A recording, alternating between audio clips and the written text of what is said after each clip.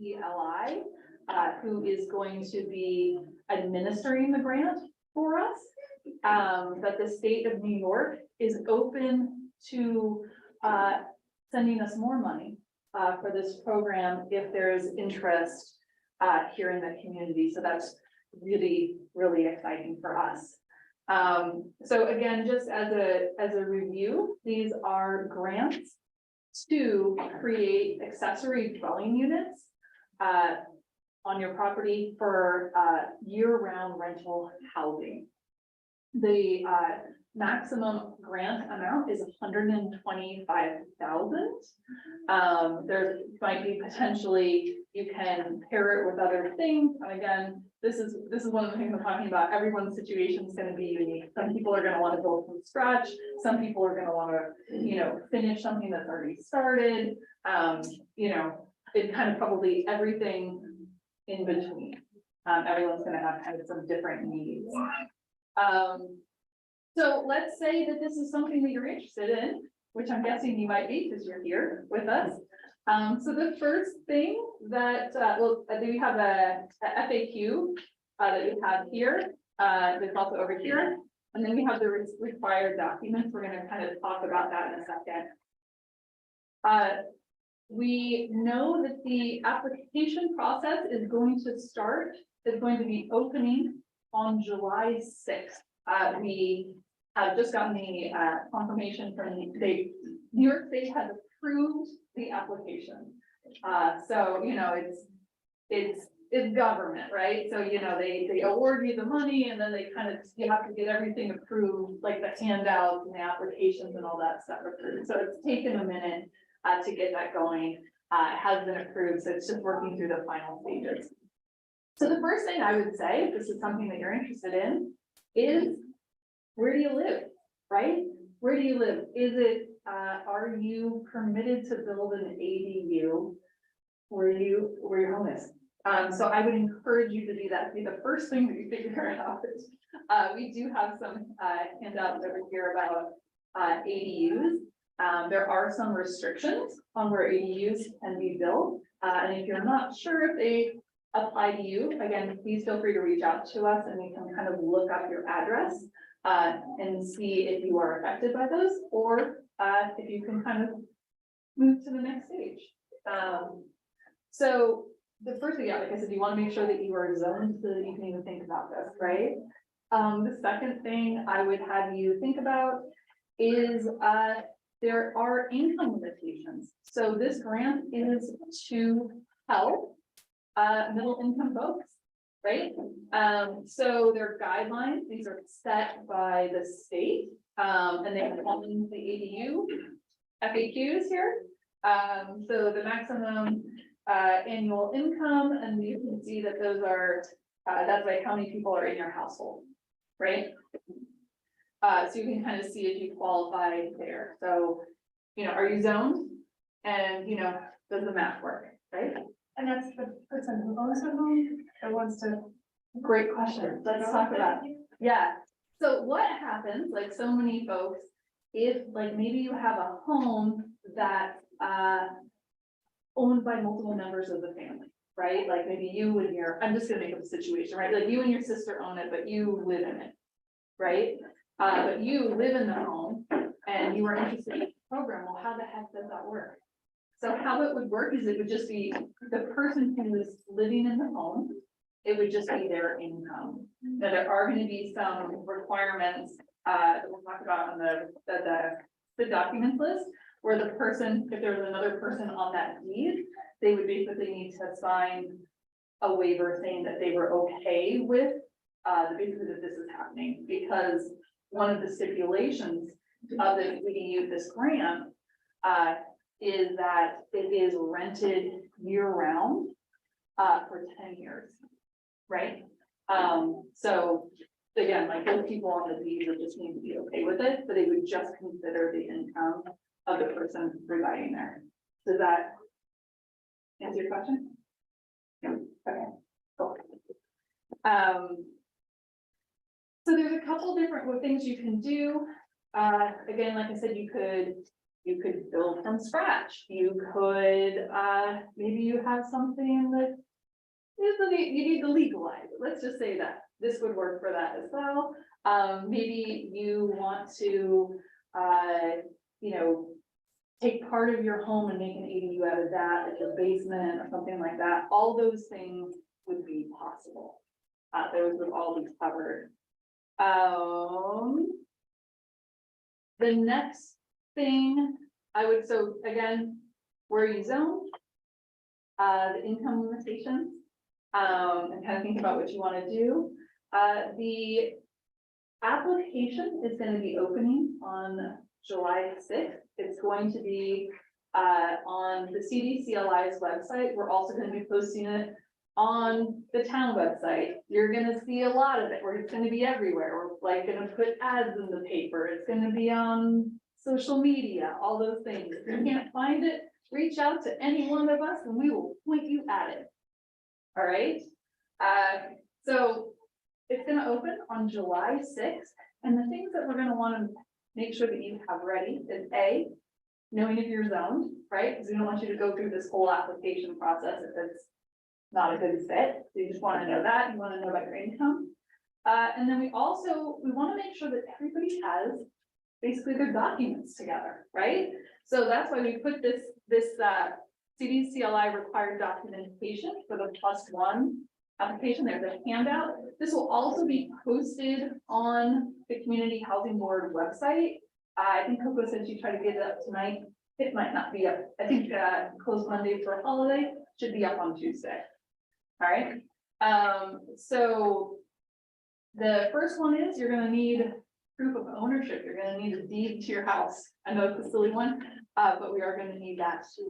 If there is somebody else on that deed, you probably want to have a conversation with them if it's a family member, because they are going to need to sign something that is okay to do this. Second thing you're going to need to have is you're going to need to have proof of residency, that this is your home.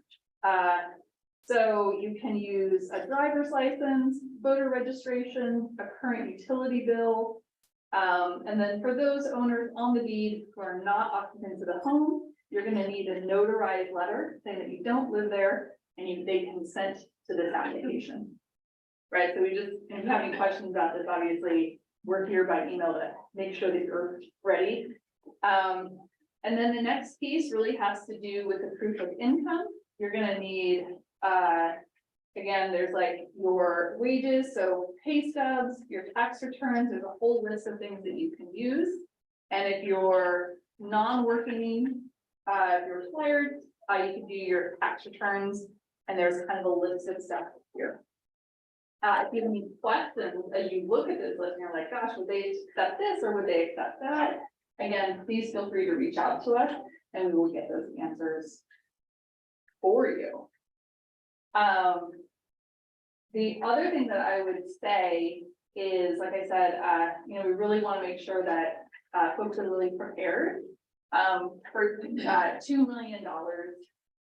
If we had everybody come through the max grant, right? That'd be 16, right? So again, New York State has been very generous. We're hoping that they will, if there's interest and there's need in the community, that they would come in with more. So we're excited about that. Our goal is to have 4 people through the process, not all the way through, but through this initial application process by the fall. Just a word about how we're going to do the applications. We are going to do them in rounds, since there is obviously a lot of stuff here, right? It's going to take the CDCLI a bit to kind of process everything. So the first round is going to be the month of July. So all the applications that come in the month of July, we're going to kind of close it at the end of July, take those, they're going to review them, kind of contact people, and kind of start moving those forward. And then the next folks will be in the next round, round 2. How big will those rounds be? I'm not sure. It will depend on how many people apply, but we'll for sure tell you as soon as we know. Those are the main updates that we really have for you. So does anybody have any questions right off the bat? Yes, What if you're an owner but not a year-round resident? It's your second home. so they are looking for proof of residency, so, you know, I guess you would need to satisfy this number 2. So I don't know if that's something that you'd be able to do. And, you know, again, I would encourage you maybe to reach out by email with your specific situation, and I'm happy to run it up at CDCLI to see if it's a good fit. I'm not sure how they'll handle it. And some of these questions are great, and we're actually have to go back to New York and just be like, New York, what did you mean by this? You know? So, yeah, but happy to find out. Yeah, so this is kind of piggybacking on that one. If you're a year-round resident, but you spend time away in the winter. You know, so if you're somebody who goes away for 2 months in the winter time, you don't have residency anyplace else, you're just traveling. get away I from think that would probably, Yeah, I think that'd be perfectly that fine. would be perfectly Yeah. fine, because just looking at the residency, like, it seems like that would be totally covered, so. You vote, you have your driver's license. You're Yeah. So you have your driver's license, your voter registration, or you have you have to select A or B, so driver's license or voter registration would need to be here, and then you need a copy of a current utility bill. Are you referencing the ADU renter or the main home, No, the home. the homeowner? Yeah. Yeah, so I think as long as you could do those. Wherever you file your taxes, normally that's considered your primary residence. But if you're registered to vote here, which is one of the easiest things to do, that really takes you up on the criteria. Yeah. So and again, this is just from New York. And a lot of people who are, part-time residents here do choose to register to vote here. It's called the spousal split. Yes, That's definitely. yes. It does. What was the difference between owner and renter? Oh, Homeowner is the individual whose home property, the ADU would either be renovated or built.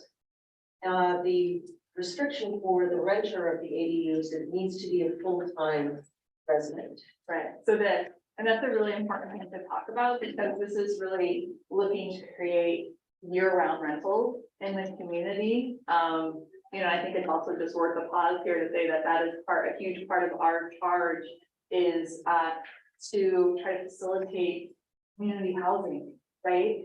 For so many of our year-round residents, it's really a struggle in the community, and so we're hoping that this will create some opportunity. That's what's confusing to me, because if the goal is for affordable housing. And our home has been in my family since the 30s, so. But we don't live here full time. Right. I don't understand why I'd like to spend more time. Yeah.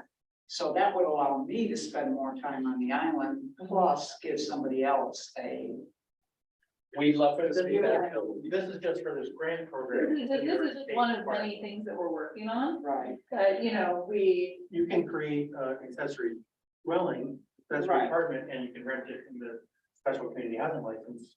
Well, it's just affordability. So Yeah. that's why we're here. Yeah, I know, of If we can course. get help to do it, Yeah, we would be willing to do it. 100%, and again, I think it's also really important to just acknowledge that this doesn't solve all of our housing problems. I mean, obviously, it's a big problem. It's really complicated.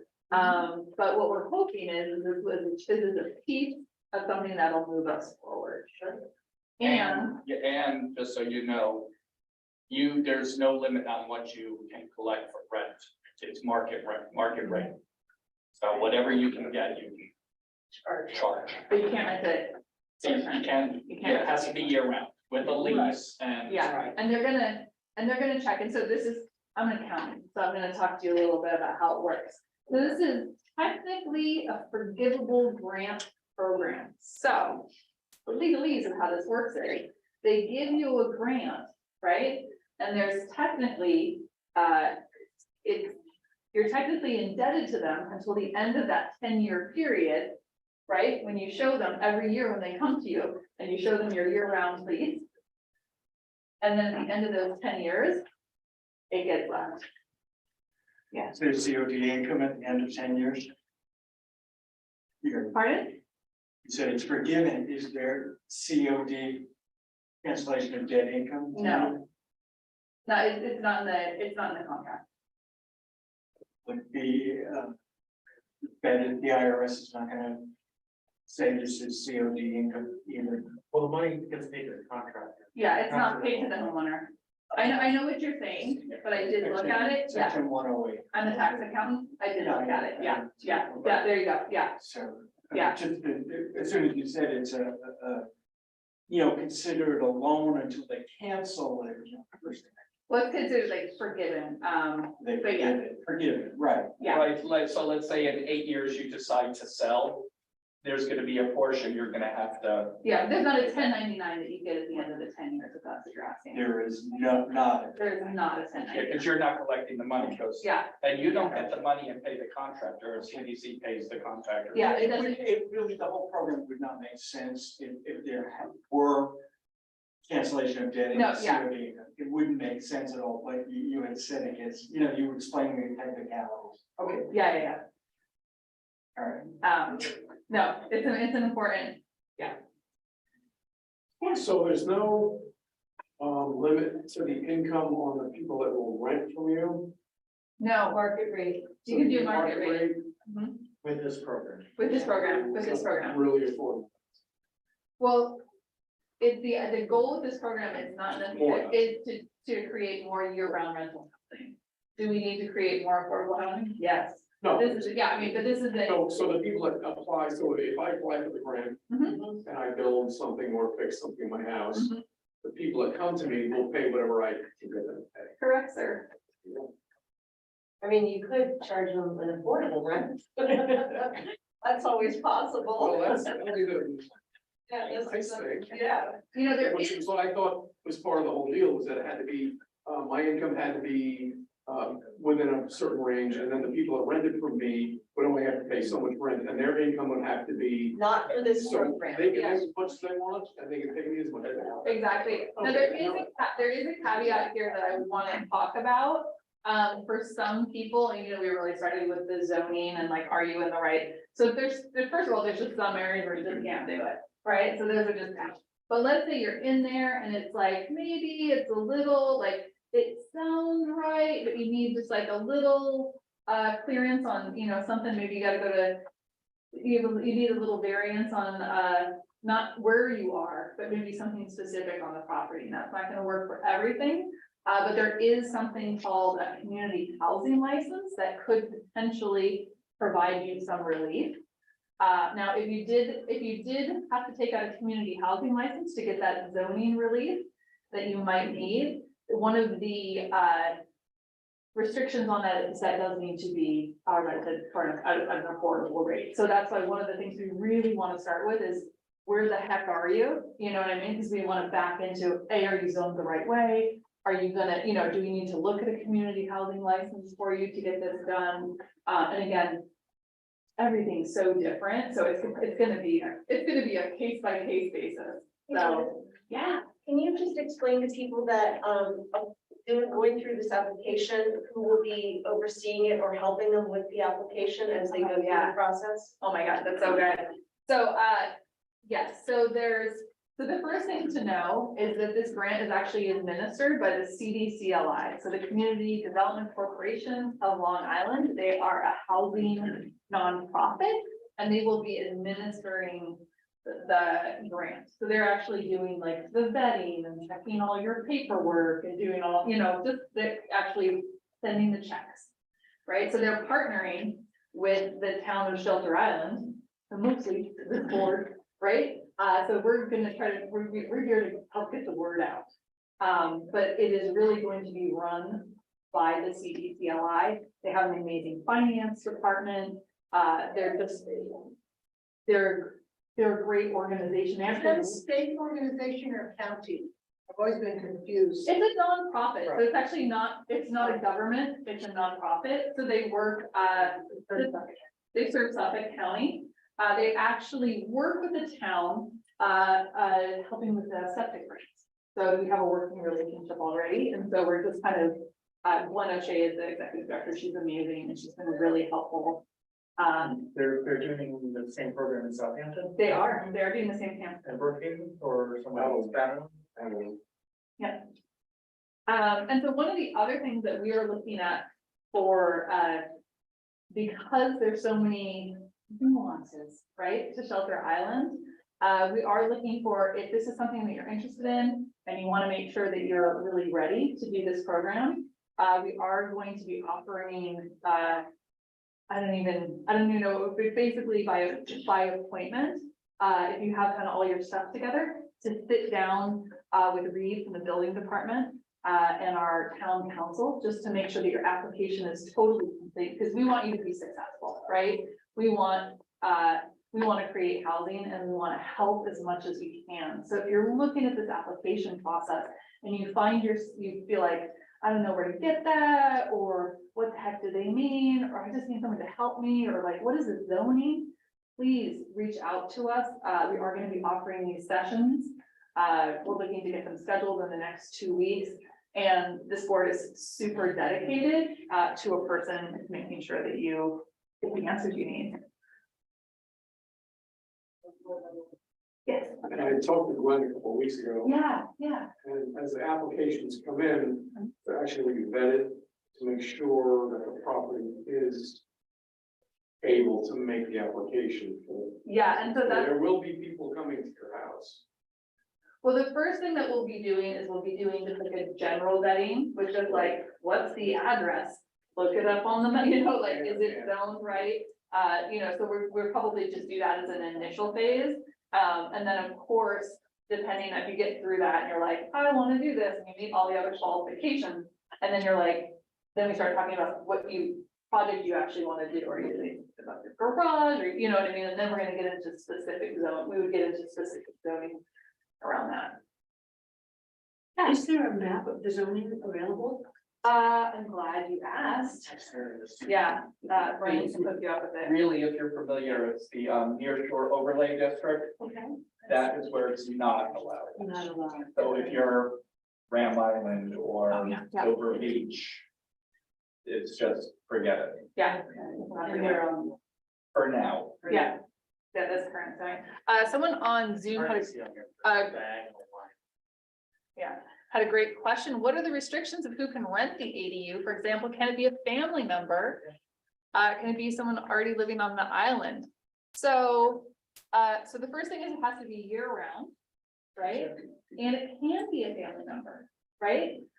So that is totally, but there has to be a lease in place. It has to be like a legit situation with like paper and something that we can like give to the CDCLI and like my, son is actually really living there for whatever you're charging. $100 a month, for doing the dishes. So that is absolutely fine to do a family member. And here's another thing, which was brought up in another session, is what if you have a main home, and you want to do an ADU, and and you want to move into the ADU and rent the main home, you can do it. So for folks that maybe want, that find their house isn't as accessible as they would like, or it's not set up how they would like, and maybe don't want to renovate their main home, they could use this money to make an ADU or a second structure, or however you want to think about it, that they can move into, but then the main home could be rented year round. So there's a bunch of different ways you can do it. Yeah.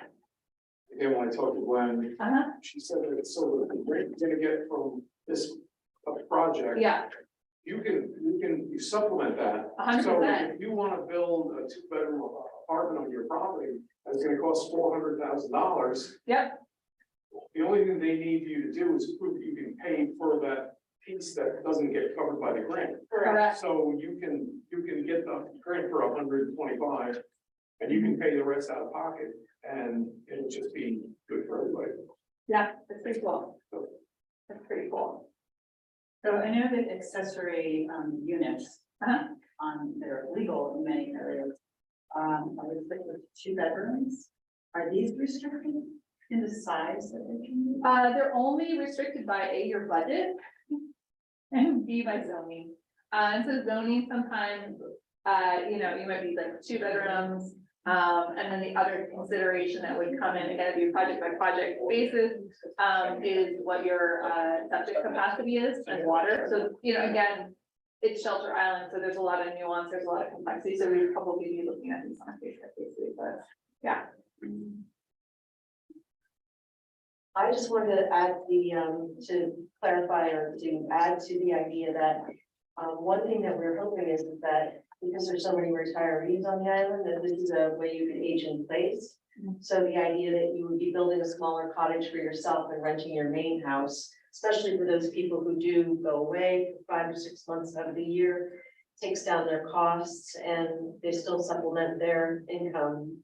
And again, the rules are simply that so it has to be a full-time renter and you can rent at market rate. Yeah, that's such a good point. There's restriction, oh, was there something else on that? it's just like. Okay, this, 2 minutes sitting. Perfect, but zoning is mentioned, what about lot size and other town code considerations? Yeah, so there's tons of zoning and town code situations, which is why, if this is something that you're considering, reach out and let's find out if your property is a good fit. And do we need a community housing license to get it done? Are you all set? Do we need to look at a septic, you know, do we need to look at a septic upgrade for you? And kind of be thinking about that as we kind of help scope the project. What did I miss, you guys? I have another question. Oh, yeah, I'm sorry. I know that in some towns, for instance, in the town of Huntington, if you build an accessory dwelling for affordable housing, Mhm. your property valuation is not impacted by that. Is there anything like that that would apply in Shelter Island, or is that something that you might consider? It's been mentioned, but nothing has been, that's like an act of God to try and get to change your taxes, yeah. That's a much bigger township to, that's huge, and a lot more needed there, yes. Yeah, but as of now, no, it doesn't.